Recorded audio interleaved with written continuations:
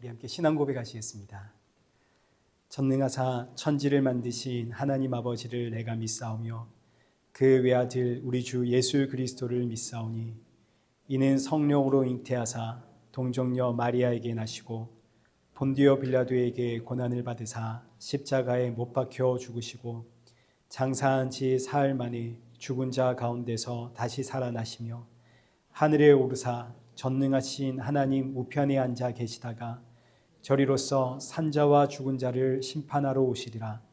성령을 믿사오며 거룩한 공예와 성도가 서로 교통하는 것과 죄를 사하여 주시는 것과 몸이 다시 사는 것과 영원히 사는 것을 믿사옵나이다.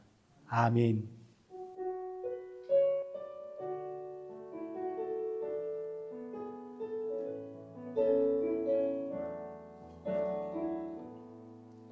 하늘의 문을 여소서 이곳을 주목하소서 주를 향한 노래가 꺼지지 않으니 하늘을 열고 보소서 이곳에 임재하소서 주님을 기다립니다.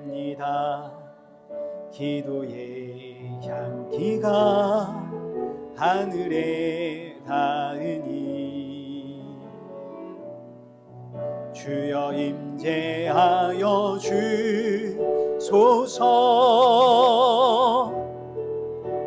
이곳에 오셔서 이곳에 앉으소서 이곳에서 드리니 예배를 받으소서 주님의 이름만이 오직 주의 이름만 이곳에 있습니다. 이곳에 오셔서 이곳에 앉으소서 이곳에서 드리니 예배를 받으소서 주님의 이름만이 오직 주의 이름만 이곳에 있습니다. 우리 이 시간 예배 앞에 서 있는 내 모습을 점검하면서 오늘 주시는 말씀이 지치고 상한 내 심령의 담비와 같은 말씀이 되어지기를, 그리고 함께하는 사랑하는 성도들에게도 새 힘과 위로와 안식의 예배가 되어지기를 우리 이 시간 마음을 모아서 우리 함께 기도의 자리로 나아가겠습니다. 기도하겠습니다.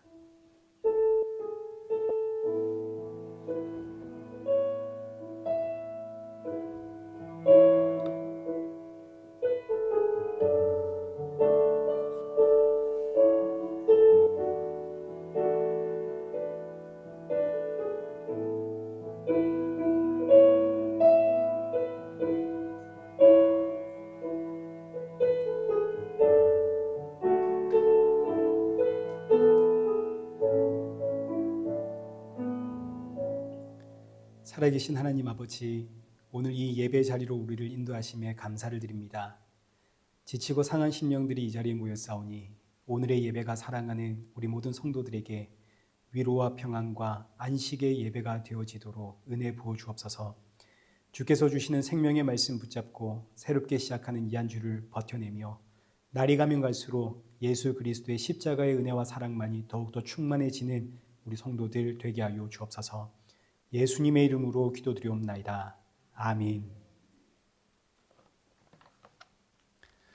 우리 함께 교독문 제65번을 교독하시겠습니다. 교독문 제65번입니다. 할렐루야, 새 노래로 여호와께 노래하며 성도의 모임 가운데에서 찬양할지어다.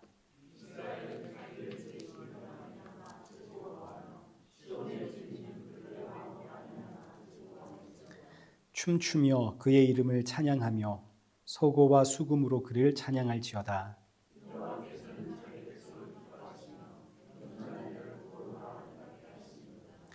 성도들은 영광 중에 즐거워하며 그들의 침상에서 기쁨으로 노래할지어다.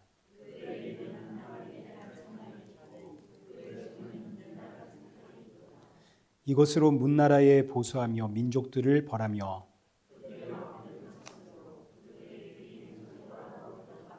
함께 읽겠습니다. 기록한 판결대로 그들에게 시행할지로다. 이런 영광은 그의 모든 성도에게 있도다. 할렐루야. 아멘.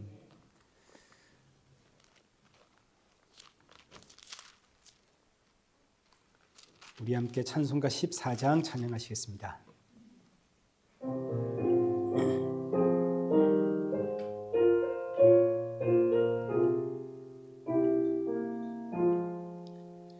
주 우리 하나님 하늘에 계시니 온 천하 만민 주 앞에 찬송하니 이 천지 만물도 주 앞에 엎드려 그 거룩하신 이름 일일로 비네. 주 언약하신 것 끝까지 지키니 저 하늘나라 향하여 곡하리라. 주 얼굴 배울 때 내 마음이 기쁘고 영원히 주의 영광을 찬양하리. 왕의 왕 되신 주 하늘에 계시니 이 세상 죄악 이기신 구주 예수. 저 천군 천사들 주 오위하고서 문성도 함께 영원히 일서기네. 성삼위일체께 승리한 무리들 다 기쁜 소리 높여서 감사드려. 창조주 하나님 내 주님 되시니 주 앞에 나도 엎드려 경배하니. 아멘.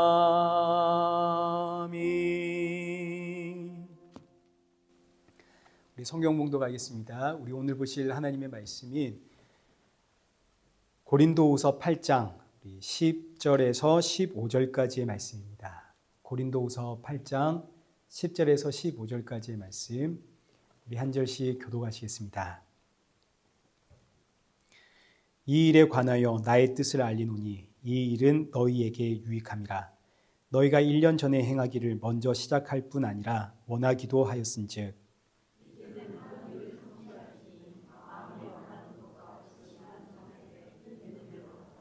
할 마음만 있으면 있는 대로 받으실 터이요 없는 것은 받지 아니하시리라.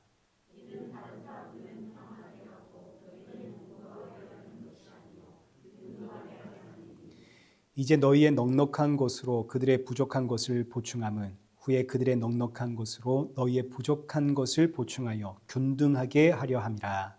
기록된 것 같이 많이 거둔 자도 남지 아니하였고 적게 거둔 자도 모자라지 아니하였느니라. 아멘. 우리 교회 소식입니다. 오늘 우리 일회 교회를 방문하신 모든 분들을 우리 축복하고 환영합니다. 우리 지용이가 친구를 이렇게 또 초대를 했는데 잘 오셨습니다. 우리 큰 박수로 환영하겠습니다. 잘 오셨습니다. 네. 지난주에 제가 설교 시간에 장학금 이야기하지 않았습니까? 네, 이제 지난 한 주 동안에 놀랍게도 그 1년치 한 분에 대한 1년치 장학금이 해결이 됐거든요. 그래서 이제 제가 저희 교회 장학금 1년 12달 이제 한 분을 모시고 지급하면서 함께 이제 사람을 공고를 올려서 이제 모시도록 하겠습니다. 이제 감사하게 이제 한 분 해결이 되었는데 우리 성도 여러분들 이거 해결됐구나 하고 하지 마시고 또 여러분들 마음속에 감동이 있으신 분들 이제 십시일반 조금씩 헌금해 주시면 또 그 헌금 액수가 모이는 걸 보고 한 분을 더 할 수도 있든지 또 아니면 내년에 우리가 또 할 수 있지 않겠습니까? 그래서 마음에 감동이 있으신 우리 일회교회 성도님들 이제 기쁨으로 헌금하시면 되겠습니다. 벌써 이제 다음 주면 2월 아닙니까? 혹시 우리 그 목장 가운데 우리 목장의 특송 한번 해야겠다. 그럼 언제든지 신청을 하십시오. 대답이 없으십니까? 네, 그러시면 또 우리 또 기쁨으로 특송하고요. 제가 우리 목장 모임할 때 특별히 그 목자님들께 문자 보내는데 문자를 제가 보내지 않는다 하더라도 우리 목장 모임할 땐 기본적으로 우리 성도들 한 주간 어떻게 살았는지 또 은혜 나눔 또 오늘 말씀에 대한 이제 어떤 도전이라든지 이제 함께 나누시고 또 기도 제목 나누고 우리 그런 시간들 꼭 가지십시오. 우리 이 시간은 우리 함께 헌금 봉헌하도록 하겠습니다.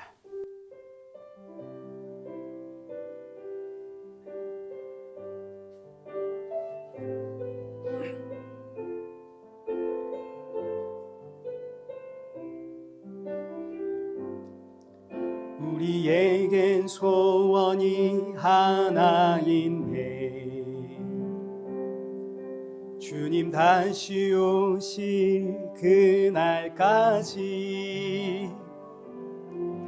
우리 가슴에 새긴 주의 십자가 살아 나의 교회를 사랑케 하네. 주의 교회를 향한 우리 마음 희생과 포기와 가난과 고난 하물며 죽음조차 우릴 막을 수 없네. 우리 교회는 이 땅의 희망 교회를 교회 되게 예배를 예배 되게 우릴 사용하소서. 진정한 부흥의 날 오늘 임하도록 우릴 사용하소서.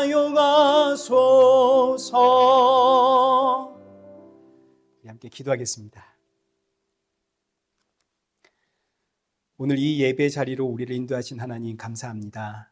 지난 한 주간 동안의 우리의 연약함과 완악함 용서하여 주옵시고 예배를 드릴 때마다 예수 그리스도의 십자가의 은혜로 이 예배 자리에 설 수 있다는 것 잊지 않는 우리 성도들 되어 새롭게 시작하는 이 한 주는 더 많이 감사하고 더 많이 찬양하고 더 많이 예수님 닮아가는 우리 성도들 되어지도록 연단하여 주옵소서. 이 땅의 꿈과 소망과 비전을 두지 않고 하나님 나라의 소망을 품고 이 땅에서 나그네로 살아가는 성도가 되어지도록 우리의 마음 붙잡아 주옵소서. 이 시간 귀한 예물 준비하여 드립니다. 헌금을 준비할 때마다 날 위해 십자가에 죽으시고 부활하신 예수님 기억하며 주님께 드림이 나의 기쁨이고 나의 모든 것 주의 것임을 고백하는 우리 성도들 되게 하여 주옵소서. 예수님의 이름으로 기도드리옵나이다. 아멘.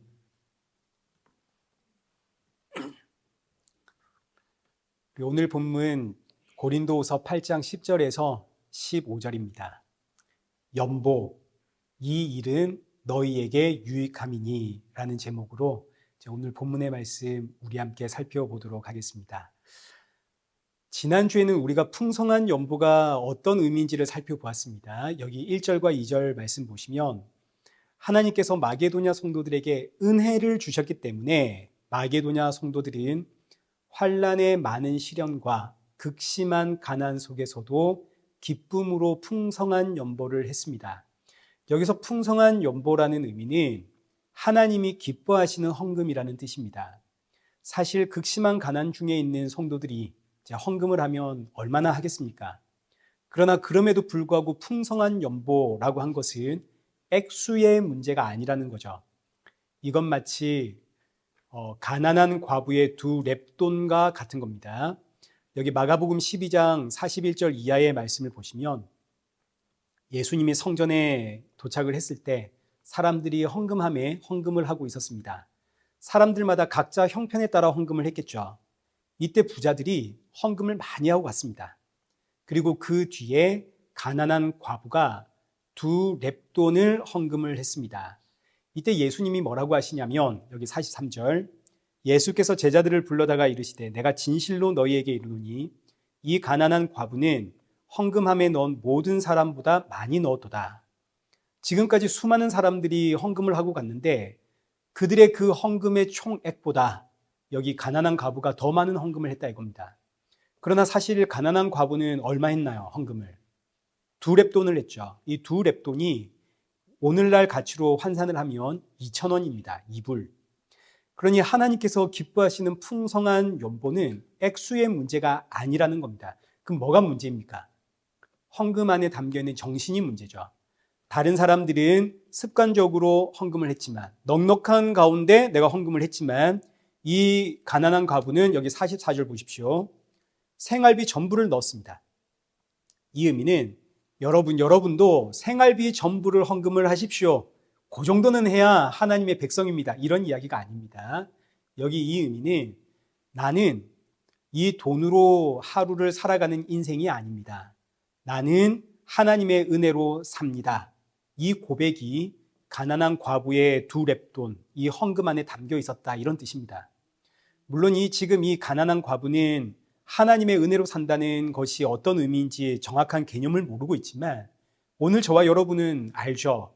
하나님의 은혜로 산다는 것은 이 땅에 오셔서 십자가에 죽으신 하나님, 날 구원하신 예수님으로 산다는 뜻 아닙니까? 나는 이 돈으로 하루를 살아가는 인생이 아닙니다. 나는 하루하루를 예수님으로 삽니다. 바로 이 고백이 헌금의 의미 11조이고 모든 헌금 안에는 이 11조의 정신이 담겨 있습니다. 11조는 내가 번 돈의 10분의 1을 드린다 이런 개념이 아니라 천 열매를 드림으로 나머지 모든 것들이 거룩해지고 온전해졌다는 의미로 예수님에 대한 이야기죠. 예수님의 피로 내가 거룩해지고 온전해지고 이제 나는 예수님으로 삽니다. 이 예수 그리스도의 십자가의 고백과 성도의 신앙 고백이 11조의 개념입니다.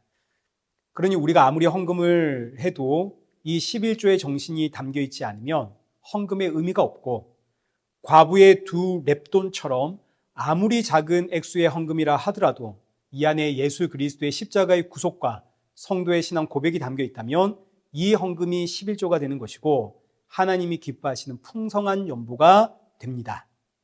자, 그래서 우리 다시 2절 말씀 보시면 마게도냐 성도들 극심한 가난 속에서도 풍성한 연보를 했습니다. 사실 극심한 가난 중에 있으면 헌금 여러분 안 해도 됩니다. 하루 벌어서 하루 먹고 살기도 힘든데 어떻게 헌금을 하겠습니까? 하나님은 우리에게 헌금을 요구하는 분 아닙니다. 온 천하를 창조하신 하나님이 이 땅에 돈을 가지고 뭐 하시겠습니까? 여기 미가서 6장 6절 보십시오. 내가 무엇을 가지고 여호와 앞에 나아가며 높으신 하나님께 경배할까? 내가 번제물로 1년 된 송아지를 가지고 그 앞에 나아갈까? 여호와께서 천천의 순양이나 만만의 강물 같은 기름을 기뻐하실까? 하나님의 영이 임한 선지자의 고백입니다. 우리가 높으신 하나님께 무엇을 가지고 영광을 돌리고 경배를 할까? 내가 1년 된 송아지를 가지고 하나님께 바치면 하나님이 기뻐할까? 천천의 순양이나, 여기서 천천의 순양은 100만 마리의 순양입니다. 하나님 앞에 내가 100만 마리의 순양 갖다 바치면 하나님이 기뻐하실까? 아니, 만만의 강물 같은 기름을 드리면, 여기서 만만은 억입니다. 억만 마리의 순양을 잡아다가 그 피를 흘려드리면 하나님이 기뻐하실까? 아니라고요.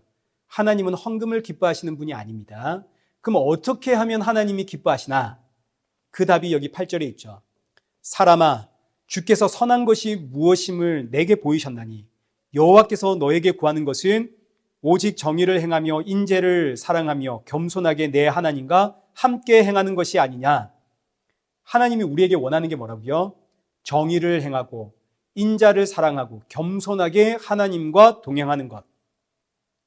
누구에 대한 이야기입니까? 예수님에 대한 이야기죠. 우리가 이렇게 살면 하나님이 기뻐하신다 이런 이야기 아닙니다. 우린 이렇게 못 살죠. 우리는 죄인 아닙니까? 이 땅에 하나님이 기뻐하시는 의인은 없습니다. 로마서 3장 9절과 10절 말씀 보십시오. 그러면 어떠하냐? 우리는 나으냐? 결코 아니라 유대인이나 헬라인이나 다 죄 아래 있다고 우리가 이미 선언하였느니라.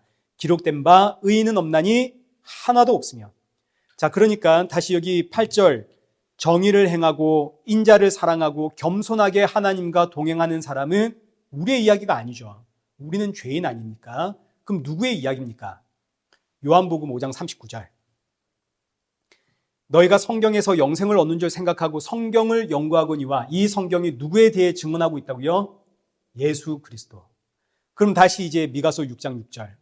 우리가 무엇을 가지고 하나님 앞에 나아가 경배할까? 우리가 무엇을 가지고 나아가면 하나님이 기뻐할까? 천천의 순양, 만만의 강물 같은 기름이 아니라 누구를? 예수 그리스도. 나는 예수님으로 삽니다. 이 고백을 하나님이 기뻐하시는 겁니다. 하나님께서 사람을 창조하신 목적이 이사야 43장 21절. 이 백성은 내가 나를 위하여 지었나니 나를 찬송하게 하려 함이니라. 하나님은 성도의 찬양을 원하십니다. 그걸 기뻐하십니다. 이때 찬양은 단순히 곡조가 있고 가사가 있는 노랫말이 아니라 성도의 신앙 고백입니다. 나는 예수님으로 삽니다. 이 신앙의 고백이 헌금에 담겨 있습니다. 하나님께서 헌금의 액수를 기뻐하는 것이 아니라 헌금 속에 담겨 있는 성도의 그 신앙 고백을 기뻐하시죠. 우리는 지금 물질 세계에서 살아가고 있습니다. 물질 세계에서는 물질이 있어야 삽니다. 그러나 이 물질을 하나님께 드림으로 나는 이 물질로 살지 않습니다. 나는 예수님으로 삽니다. 이 신앙의 고백이 바로 헌금이고 이 헌금이 11조입니다. 그리고 하나님이 기뻐 받으시는 찬양입니다. 그래서 이 헌금을 풍성한 연보라고 하는 거죠. 그래서 다시 본문 2절 말씀 보시면 마게도냐 성도들이 극심한 가난 가운데서 풍성한 연보를 했다. 이 의미는 마게도냐 성도들이 헌금의 의미를 알았습니다. 가난한 이 형편 가운데서 한 푼 한 푼 헌금하면서 나는 이 돈으로 사는 게 아닙니다. 나는 예수님으로 삽니다. 그래서 이어지는 여기 5절에서 이는 자신을 주께 드린 것이다. 이렇게 표현을 한 겁니다. 여기서 이제 우리가 또 하나 생각해야 할 것이 뭐냐면 마게도냐 성도들은 환난의 많은 시련 가운데서도 기쁨이 있었다 그럽니다. 여러분, 우리 언제 보통 기도합니까? 내가 감당하기 어려운 고통, 아픔, 시련 등등이 있을 때 우리는 기도하지 않습니까? 하나님, 이 환난 사라지게 해주십시오. 하나님, 이 힘든 문제 좀 해결해 주십시오. 그런데 마게도냐 성도들은 완전히 거꾸로입니다. 오히려 마게도냐 성도들은 환난에 많은 시련이 임하니까 기뻐했다 그럽니다. 왜냐하면 마게도냐 성도들은 우리의 생각과 완전 다르죠. 마게도냐 성도들은 이 환난이 오직 예수 그리스도를 바라보게 하는 하나님의 훈련이다 이렇게 믿었기 때문입니다. 지금 나에게 닥친 이 환난은 나를 연단하여 예수님 바라보게 하시고 예수님 닮아가게 하는 하나님의 손길이구나. 새 하늘과 새 땅을 사모하라고 주시는 하나님의 은혜구나. 내가 이 땅의 나그네임을 확인시켜 주시는 하나님의 섭리구나.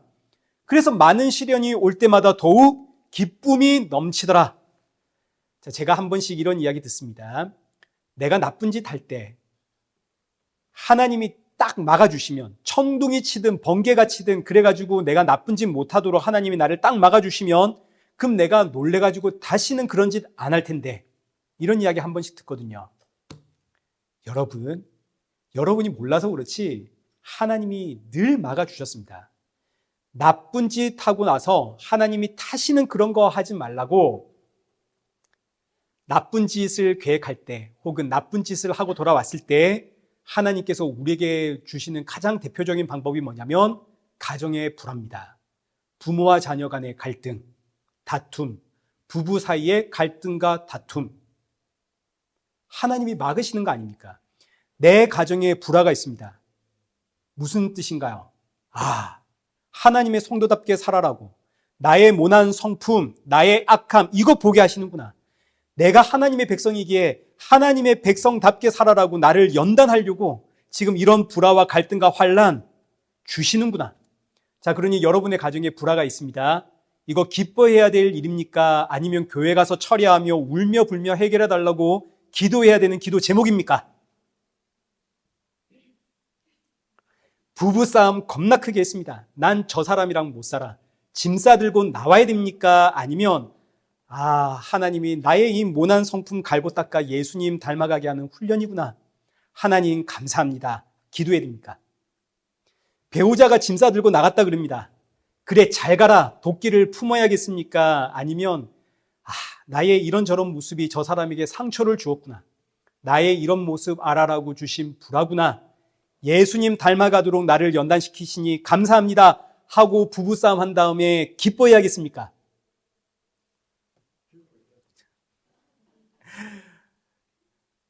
자, 그런데 이제 오늘 본문 보십시오. 이 감사와 기쁨의 표현이 어디로 연결되는가 보십시오.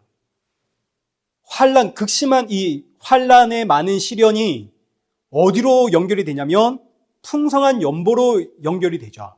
자, 그러니 보십시오, 여러분. 믿음의 부부가 서로 부부싸움 했습니다. 그 다음은 사니 못 사니가 아니라 어디로 가야 됩니까? 기쁨으로 풍성한 연보로 가야겠죠. 자녀 때문에 내 마음이 너무너무 힘들고 아프고 막 죽어갑니다. 그럼 우리가 알아야 되는 것은 하나님이 나를 연단하여 자녀를 내 소유물로 생각하고 있었던 내 모습을 돌아보게 하시고, 이거 하나님이 내 거라고 주신 게 아니라 하나님의 자녀임을 알아.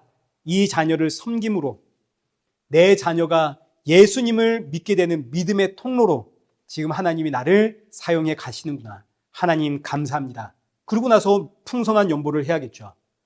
그래서 마게도냐 성도들은 환난의 많은 시련 가운데 넘치는 기쁨으로 풍성한 연보를 했다고요. 시련이 많으면 많을수록, 환난이 많으면 많을수록 더 많이 기뻐하며 풍성한 연보를 했습니다. 왜냐하면 시련과 환난이 나를 통해 내 가족에게 복음 증거하시는 하나님의 뜻이요, 나를 예수님 닮아가도록 연단하시는 하나님의 은혜고, 하나님이 지금 나를 사용하고 지금 나를 사랑한다는 증거가 되기 때문에 기뻐하며 풍성한 연보를 하더라. 자, 그런데 지금 여러분의 표정이 말해주고 있습니다. 여러분들 지금 들으시면서도 어이가 없죠? 웃음이 나오죠? 말도 안 된다. 그렇지 않습니까? 그래서 오늘 본문 1절에 풍성한 연보를 뭐라고 한다고요? 은혜라고 한다고요. 여러분, 헌금은 누구나 할 수 있습니다. 그러나 하나님이 기뻐하시는 풍성한 연보는, 이거 헌금의 액수 이야기하는 거 아닙니다. 하나님이 기뻐하시기 때문에 풍성한 연보입니다. 이 하나님이 기뻐하는 풍성한 연보는 아무나 할 수 있는 거 아닙니다. 오직 하나님의 은혜가 충만한 이들에게서만 나오는 은사입니다. 그래서 지난주에도 말씀드렸듯이 헌금이 신앙의 마지막 끝자락에 있는 겁니다. 생각해 보십시오. 환난과 시련, 자녀와의 갈등, 부부 사이의 갈등, 이걸로 지금 내 마음이 죽어가고 있습니다. 막 미칠 것 같습니다. 못 살 것 같습니다. 그런데 이 와중에 내가 나를 훈련시키는 하나님의 섭리구나, 감사하고 기쁨으로 헌금할 수 있다면 이게 신앙의 끝자락 아닙니까? 내가 정말 하나님의 사랑받고 있는 중이구나. 하나님이 나를 지금 복음의 통로로 사용하고 계시는구나. 이 고백 담아 헌금할 수 있으면 여러분 이게 끝 아닙니까? 자, 그러니 보십시오. 고린도 교회가 얼마나 잘난 교회입니까? 성경 지식 풍성하고 각종 은사가 풍성합니다. 방언을 하고 예언을 하고 병을 고칩니다. 그러나 그 모든 은사 전부 합쳐도 과부의 두 랩돈과는 비교할 수가 없는 겁니다. 저와 여러분이 그 어떤 은사를 가졌다 하더라도 저희 교회에서 지금 가장 어린 친구가 저기 이룬이거든요. 10살입니다. 우리가 그 어떤 놀라운 은사를 가졌다 하더라도 우리 이룬이가 자신의 신앙 고백하며 헌금한 것과는 비교가 안 되는 겁니다. 그래서 7절에 사도 바울이 너희는 믿음과 말과 지식과 모든 간절함과 우리를 사랑하는 이 모든 일에 풍성한 것 같이 이 은혜에도 풍성하게 할지니라. 하나님이 기뻐하시는 풍성한 연보를 해라 이거죠. 그리고 나서 이제 오늘 본문의 이야기입니다. 우리 10절 보겠습니다. 이 일에 관하여 나의 뜻을 알리노니 이 일은 너희에게 유익함이라. 헌금을 하는 것이 본인에게 유익한 겁니다. 왜 유익한가? 이제 이것이 오늘 우리가 살펴볼 내용입니다. 헌금을 하는 것이 왜 나에게 유익인가? 자, 이어지는 말씀 보겠습니다. 너희가 1년 전에 행하기를 먼저 시작할 뿐 아니라 원하기도 하였은즉. 자, 지금 이 말씀은 1년 전에 사도 바울이 디모데를 통해서 고린도 교회에 고린도 전서를 써서 보냈습니다. 그 고린도 전서 16장 1절 이하에 사도 바울이 연보 이야기를 하거든요. 이때도 사도 바울이 고린도 교회 성도들에게 고린도 전서 1장부터 15장까지 성도의 신앙의 모습을 조목조목 가르치고 난 다음에 마지막에 꺼내는 게 연보 이야기입니다. 여기 이 연보 이야기하면서 여기 16장 1절부터 3절 보십시오. 2절 매주 첫날에 너희 각 사람이 수입에 따라 모아두어서, 여기서 매주 첫날은 예배하는 날을 뜻합니다. 예배하러 모일 때는 헌금을 하십시오. 3절 예루살렘 교회에 그 헌금 보내십시오. 사도 바울의 명령이 아니라 권면입니다. 지금 이 예루살렘 교회가 너무너무 힘들어졌거든요. 헌금을 모아서 예루살렘 교회에 우리 보내십시다. 우리가 예루살렘 교회를 도웁시다. 이제 그때부터 마음에 감동이 있는 성도들이 예루살렘 교회를 위해서 헌금을 시작을 했습니다. 이제 본문 11절 보십시오. 이제는 하던 일을 성취할지니 마음에 원하던 것과 같이 완성하되 있는 대로 해라. 그때부터 마음에 감동이 있어서 헌금을 시작한 성도들은 예루살렘 교회에 헌금이 전달될 때까지 헌금을 쉬지 말고 계속했으면 좋겠다, 이런 이야기입니다. 그리고 마지막 구절에 있는 대로 해라, 이 의미는 지금 자신의 형편을 따라 무리하지 말고 헌금을 해라는 뜻입니다. 헌금은 액수가 아니라 앞서 보았듯이 신앙의 고백이고 감사의 표현이기 때문에 억지로 하지 말고 분수에 넘치게 지나치게 많은 헌금도 하지 말아라. 12절 할 마음만 있으면 있는 대로 받으실 터이요 없는 것은 받지 아니하시리라. 헌금을 하는 성도의 자세에 대한 이야기입니다. 할 마음만 있다면, 여기서 할 마음은 헌금 안에 담겨있는 11조의 마음을 뜻하는 겁니다. 예수님으로 내가 온전해졌습니다. 부유하신 분이 가난하게 되심은 나를 부욕해 하기 위함인 것처럼 이제 내가 예수님으로 인해 영적으로 부유한 자가 되었으니 영적으로 가난한 자들을 섬기기 위해, 그들의 영혼 구원을 위해 내가 이 헌금 드립니다. 환난과 시련을 주심에 감사하여 이 헌금 드립니다. 이게 11조의 마음입니다. 이 11조의 마음만 있다면 액수와는 상관없이 하나님이 그 헌금을 기쁘게 받으신다는 뜻입니다. 왜냐하면 이게 성도의 찬양이거든요. 그러나 이 마음이 없다면 우리가 아무리 많은 헌금을 하나님 앞에 드려도 하나님의 기쁨이 되지 않고 하나님이 받지 않습니다. 물론 교회에서는 유익하게 사용은 할 수 있지만 헌금을 낸 그 개인에게는 아무런 유익이 없습니다. 자, 그럼 헌금이 개인에게, 나에게 어떤 유익을 주는가? 13절부터 15절까지 헌금이 왜 성도의 유익이 되는가를 가르치는데 우리 세 가지로 살펴볼 거거든요. 자, 우리 13절부터 한번 보겠습니다. 이는 다른 사람들은 평안하게 하고 너희는 공고하게 하려는 것이 아니요 균등하게 하려 함이니. 헌금은 받는 사람은 좋고 내는 사람은 형편이 점점 더 어려워지고 이런 것이 아니라 균등하게 하는 겁니다. 야, 이게 무슨 이야기인가? 14절 이어지는 이제 너희의 넉넉한 것으로 그들의 부족한 것을 보충함은 후에 그들의 넉넉한 것으로 너희의 부족한 것을 보충하여 균등하게 하려 함이라. 이제 이 말씀을 보니까 우리가 헌금을 해서 부족한 자들을 채우면 후에 그들이 넉넉해지고 내가 부족할 때 그들이 나를 채운다. 이제 이런 뜻으로 보이는데 이건 역시 좀 쉽게 이해가 좀 안 되죠. 15절을 보겠습니다. 기록된 것 같이 많이 거둔 자도 남지 아니하였고 적게 거둔 자도 모자라지 아니하였느니라. 이 말씀은 광야에 나오는 만나의 이야기입니다. 갑자기 뜬금없이 만나의 이야기가 나오거든요. 그러니까 이 의미는 13절과 14절에 헌금은 서로를 균등하게 하는 것이다. 헌금은 너희가 넉넉한 것으로 저들의 부족함을 보충을 하면 또 너희가 부족할 때 저들이 너희의 부족함을 채워서 서로 균등하게 만드는 거다. 이게 어떤 의미인지를 만나의 사건이 키가 된다, 이런 뜻입니다. 만나의 사건으로 이제 이걸 해석을 해라는 이야기죠.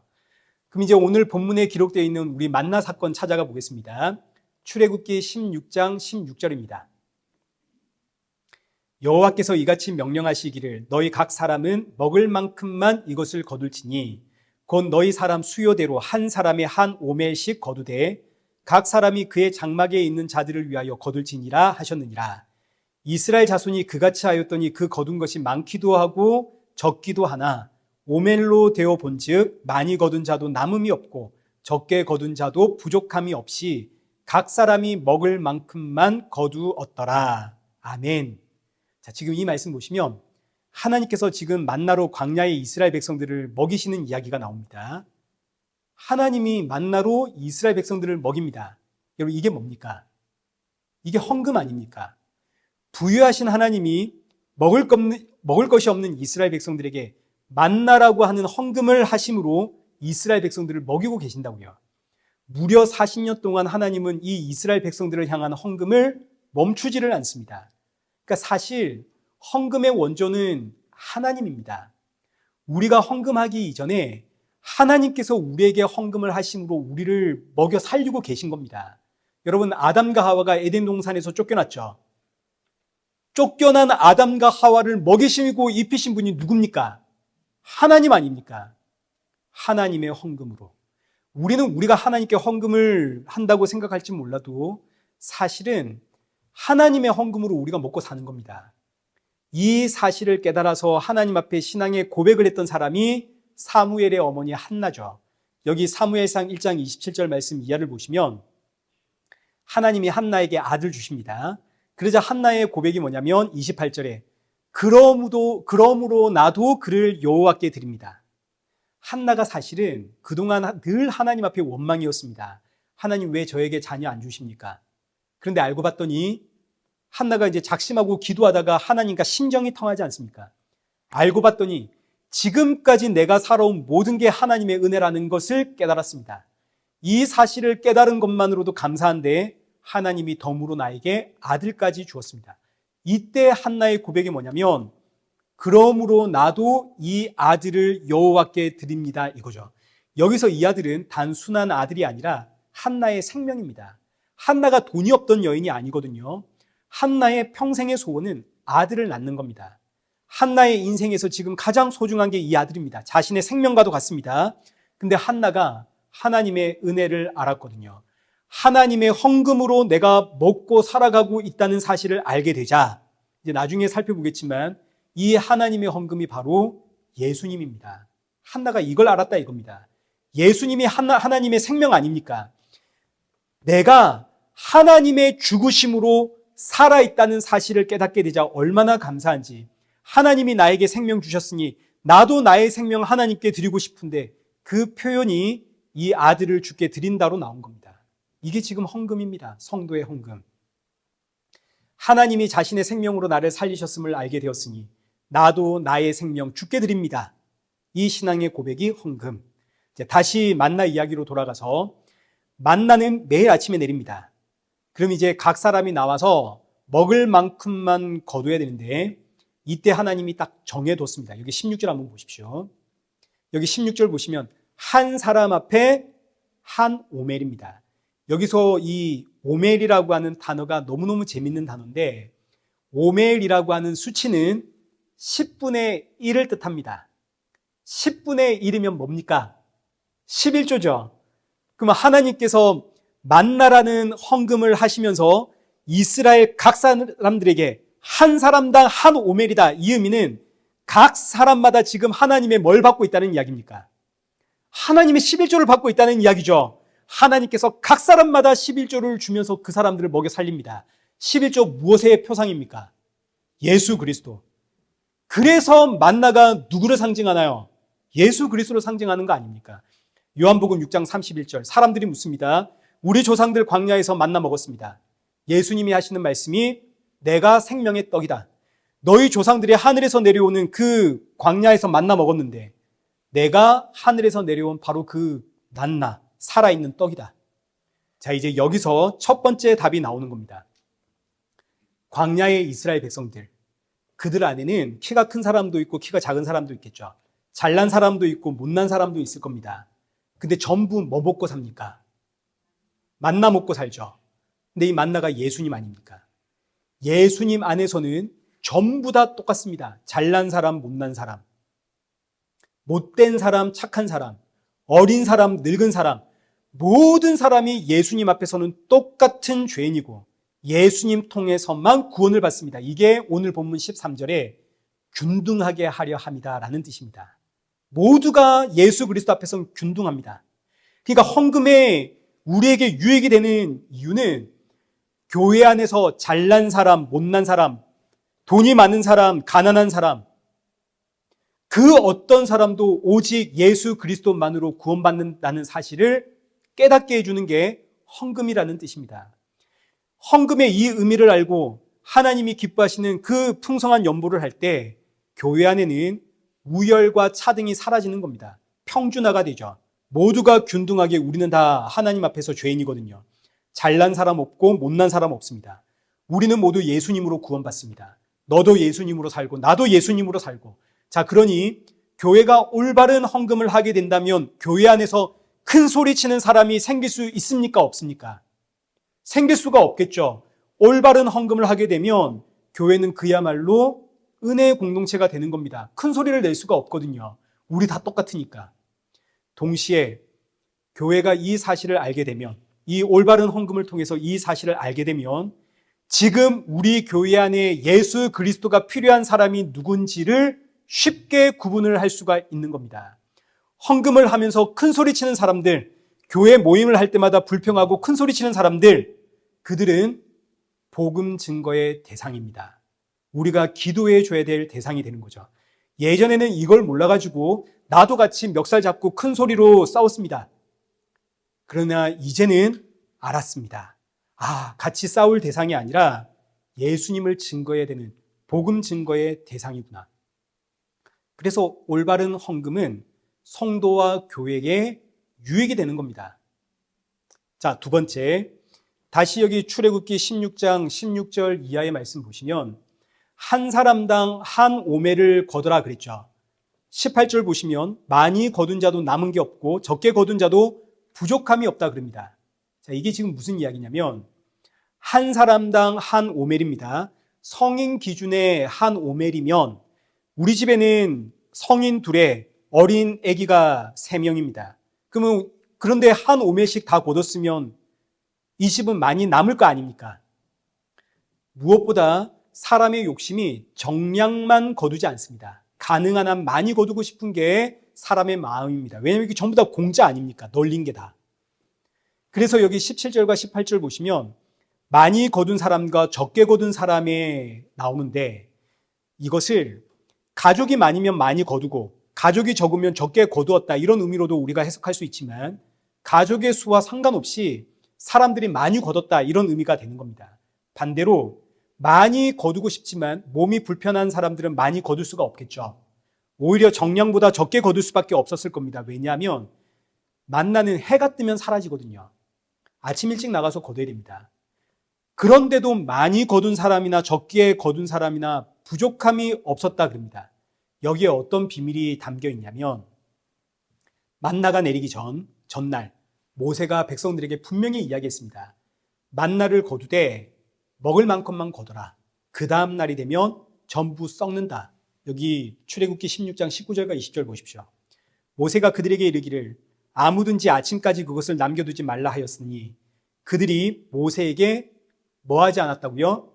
순종하지 않고 덜어는 아침까지 두었더니 벌레가 생기고 냄새가 나더라. 보십시오. 사람의 욕심이 한 사람당 한 오멜만 거둔 게 아닙니다. 양껏 거둔 겁니다. 그리고 다음날 전부 썩어가지고 벌레가 생기고 냄새가 나는 것을 경험을 했습니다. 그 결과 그 다음날부터 많이 거둔 사람들, 어차피 남으면 썩고 벌레가 생깁니다. 그러니 이제 어떻게 했을까요? 적게 거둔 사람들에게 나눠줬겠죠.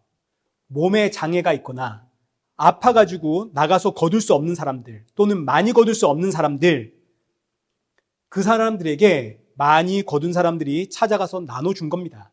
왜냐하면 이거 가지고 있어봤자 전부 어떻게 되니까요? 썩으니까요. 자, 이를 통해서 이스라엘 백성들이 뭘 배우겠습니까? 내가 만나를 많이 거둘 수 있는 것은 나를 위한 게 아니라 적게 거둔 저 사람들을 위한 것이구나. 하나님께서 강제로 이걸 가르치는 거 아닙니까?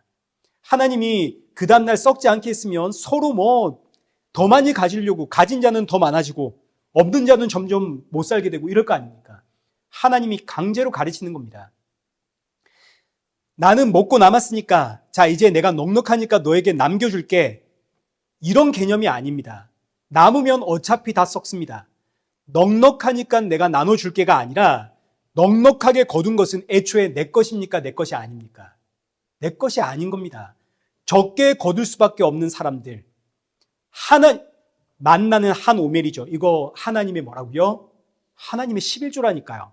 적게 거둘 수밖에 없는 사람들에게 하나님의 11조를 전달하는 하나님의 일꾼, 축복의 통로로 지금 내가 사용받고 있는 겁니다. 그러니까 만나를 나누는 것은 단순히 음식을 나누는 게 아니라 하나님의 11조, 예수 그리스도를 전하는 복음 증거의 일입니다. 저와 여러분이 예수님의 몸으로 지어져 갑니다. 에베소서 2장 20절 이하에 너희는 사도들과 선지자들의 터 위에 세우심을 입은 자라. 그리스도 예수 안에서 친히 모퉁이 돌이 되셨느니라. 그의 안에서 건물마다 서로 연결하여 주 안에서 성전이 되어가고 너희도 성령 안에서 하나님이 거하실 처소가 되기 위하여 그리스도 예수 안에서 함께 지어져 가느니라. 자, 지금 우리는 예수님 안에서 한 몸으로 지어져 가고 있는 중입니다. 근데 지금은 미완성입니다. 예수님의 이 몸이 완성되는 그날이 예수님 다시 오시는 날이거든요. 그러니까 저와 여러분은 지금 예수님의 몸을 이루고는 있지만 이 몸에 지금 빈자리가 너무너무 많습니다. 이 빈자리를 채우기 위해서 우리 뭘 해야 됩니까? 우리에겐 넉넉한 것, 우리에겐 넘쳐 흐르는 것, 뭡니까? 예수님이죠. 예수님의 십자가의 보혈, 그 십자가의 은혜는 내 안에 담을 수 있는 게 아닙니다. 내가 예수님을 품고 있는 게 아니죠. 예수님이 지금 나를 품고 있는 거 아닙니까? 나를 품고 있는, 그러니 지금 나에게 넉넉하여 막 흘러 넘치는 게 뭡니까? 예수 그리스도의 십자가의 은혜고 사랑 아닙니까? 이거 나눠야죠. 복음을 전하여 이 예수님의 몸의 빈자리를 채우는 것이 저와 여러분의 사명이라는 걸 깨닫게 해주는 게 바로 헌금이라는 이야기입니다. 본문 14절이 그 이야기입니다. 너희의 넉넉한 것으로, 예수님 아닙니까? 예수님으로 저들의 부족함을 채우고 후에 저들이 넉넉해졌는데, 그런데 나는 시험에 들었습니다. 나는 실족했습니다. 그럼 이제 저들이 나를 찾아와 예수님 증거함으로 우리 모두를 예수님 안에서 한 몸으로 균등하게 세운다 이겁니다. 우리 모두가 다 한 몸이고 동력자입니다. 이 만나 사건을 모르면 이 본문의 말씀 이해할 수가 없는 겁니다. 자, 그러니 헌금을 할 때마다 기억해야 하는 것은 나에게 넉넉하여 차고 넘치는 게 뭐라고요? 예수 그리스도의 십자가의 보혈, 예수님의 은혜와 사랑. 저는 이 사랑의 증인이 되겠습니다. 헌금을 할 때마다 이 사실을 되새기게 되기 때문에 헌금이 저와 여러분의 유익입니다. 자, 이제 마지막 결론. 만나를 많이 거둔 것은 애초에 내 몫입니까? 아닙니까? 애초에 내 몫이 아닙니다. 왜냐하면 많이 거둘수록 내 손해죠. 다 썩으니까요. 근데 많이 거둔 것은 나누라고, 하나님께서 저들에게 나누라고 나에게 맡겨둔 겁니다. 그거 내가 많이 걷어가지고 품고 있으면 그거 전부 썩고 냄새나고 벌레가 생깁니다. 자, 이제 이 말씀 우리에게 한번 적용해 보십시다. 여러분 아무리 없다 하셔도 커피 한 잔 마실 돈 다 있으시죠? 문화생활 누릴 여유 있으시죠? 자, 그런데 이 만나의 교훈을 보니까 내 삶을 유지하기 위한 필요한 것 제외하고 남은 나머지 모든 물질은 누구 건가요? 내 건가요? 아니면 복음을 전하라고 하나님이 맡기신 건가요? 확실합니까? 자, 부부가 한 달에 10,000불 벌었다 하십시다. 생활비 7,000불 들었습니다. 나머지 3,000불은 누구 겁니까? 내 겁니까? 하나님이 복음 증거라고 나에게 맡긴 겁니까? 대답 잘 하십시오. 하나님이 나에게 맡기신 거 아닙니까? 그럼 3,000불 헌금해야죠. 근데 우리 할 수 있습니까? 못합니까? 대답 좀 하십시오. 못하죠. 왜냐하면 이거 우리 아깝거든요. 노후 준비도 해야 되고 비상금도 필요하고 차도 사야 되고 집도 사야 되고 집을 샀으면 이제는 예쁘게 좀 꾸며야 되고 자녀들을 위해서 저축도 좀 해야 되고 생활비 제외하고도 돈 쓸 때가 지금 너무 많습니다. 무엇보다 돈은 많으면 많을수록 좋은 거 아닙니까? 자, 그러면 헌금을 통해서 깨닫게 되는 게 뭡니까? 하나님은 많이 거둔 자도 남지 않고 적게 거둔 자도 부족함이 없다 그랬는데 오늘 이 말씀을 통해서 나는 하나님의 말씀에 순종할 수 있는 사람입니까? 순종할 수 없는 죄인입니까? 순종할 수 없는 죄인이죠. 품고 있으면 썩고 냄새가 나고 벌레가 난다는 걸 뻔히 알고 있으면서도 나는 품고 싶습니다. 난 가지고 싶습니다. 나는 나누고 싶지 않습니다. 나는 하나님의 말씀에 순종할 수가 없는 죄인입니다. 내가 아무리 신앙적으로 잘난 척하고 교회 안에서 훌륭한 척해도 결국 헌금을 통해서 헌금을 할 때마다 내가 얼마나 욕심이 많은 인생인지, 내가 얼마나 이기적인 자인지, 내가 얼마나 위선자인지 깨닫게 되므로 이런 날 구원하신 예수님 바라보게 됩니다. 이게 헌금의 유익입니다. 자, 그러니 오늘의 결론입니다. 사랑하는 성도 여러분, 하나님이 기뻐하시는 풍성한 연보를 하십시오. 내가 죄인이라는 걸 깨닫게 합니다. 액수의 이야기 아닙니다. 내가 죄인이라는 걸 깨닫기에 헌금을 하며 예수님 바라보는 이게 하나님이 기뻐 받으시는 풍성한 연보가 됩니다. 그러나 이것은 명령이 아니라 권면입니다. 앞서 말씀드린 것처럼 습관적인 헌금은 누구나 할 수 있지만 하나님이 기뻐하시는 풍성한 연보는 하나님의 은혜가 임해야 되기 때문입니다. 신앙의 끝자락입니다. 경건의 훈련, 그 끝에 헌금이 있습니다. 환난 중에 내가 기쁨으로 헌금할 수 있고 극심한 가난 중에 자원하여 내가 헌금할 수 있다면 헌금을 통해서 내가 죄인이라는 사실을 알고 십자가의 예수님 의지하게 된다면 이게 신앙의 끝 아닙니까? 그래서 경건 훈련의 마지막이 헌금이 되고 성경에서도 신앙의 이야기 마지막에 헌금 이야기가 나오는 겁니다. 야, 듣고 보니까 우리 목사님이 교묘하게 헌금을 강요하시네. 시험 들지 마시고 이 한 주 헌금의 유익을 깊이 묵상하며 하나님이 기뻐하시는 풍성한 연보하실 수 있는 그런 복된 성도들 되시길 축원합니다. 살아계신 하나님 아버지, 우린 너무너무 연약하고 세상 욕심과 욕망이 끝이 없는 죄인들입니다. 그러나 이런 우리를 사랑하시어 예수님 십자가에 죽으셨음을 알기에 이 한 주도 예수님의 증인으로 살아가기를 결단합니다. 이것이 하나님이 기뻐하시는 풍성한 연보임을 알았기 때문입니다. 이 한 주도 우리 사랑하는 성도들 십자가의 증인이 되어 맡기신 사명을 지혜롭게 감당할 수 있도록 성령의 충만함 부어 주옵시고 환난과 시련이 있을 때 나를 연단하시는 하나님의 손길임을 알기에 더 많이 감사하며 더 많이 찬양하며 더 많이 예수님 닮아가는 성도들 되게 하여 주옵소서. 예수님의 이름으로 기도드리옵나이다. 아멘.